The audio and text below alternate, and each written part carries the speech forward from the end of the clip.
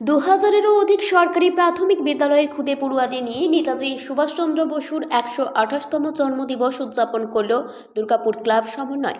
খুদে পড়ুয়াদের হাতে নতুন জামাকাপড় ও পড়াশোনার খাতা বই সহ সরঞ্জাম তুলে দেওয়া হয়। পাশাপাশি মধ্যাহ্ন ভোজনের এলাহি আয়োজনও করা হয় এই দিন। এছাড়াও বেসরকারি হাসপাতালের পক্ষ থেকে চক্ষু শিবির ও দন্ত চিকিৎসার ব্যবস্থাও করা হয়। দুর্গাপুরে প্রথম এমন অভিনব উদ্যোগে স্বাগত জানিয়েছেন শিল্পাঞ্চলবাসী থেকে শাসক ও বিরোধী রাজনৈতিক দলের নেতাকর্মীরা। এদিন মহৎ এই অনুষ্ঠানে উপস্থিত ছিলেন রাজ্যের মন্ত্রী প্রদীপ মজুমদার ও বর্ধমান দুর্গাপুর লোকসভা কেন্দ্রের বিজেপি সাংসদ এস আলুওয়ালিয়া। এছাড়াও উপস্থিত ছিলেন দুর্গাপুর পৌরসভার পৌর প্রশাসক বোর্ডের চেয়ারপারসন অনিন্দিতা মুখোপাধ্যায় ও সদস্যা রাখি তিওয়ারি।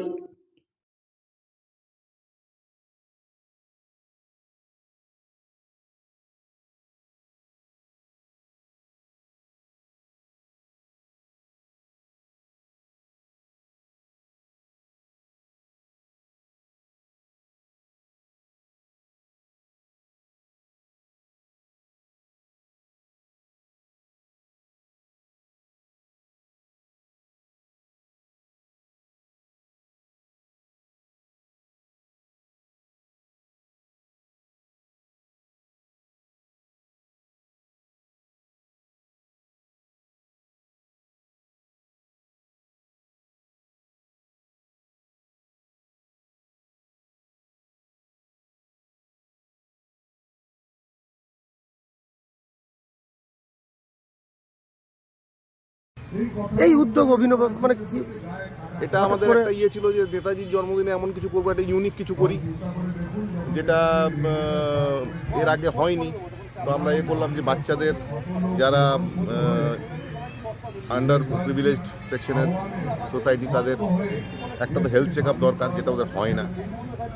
পুরো হেলথ চেক আপটা আমরা করতে পারিনি, কিন্তু ডেন্টাল এবং আই চেক আপটা করাচ্ছি আজকে।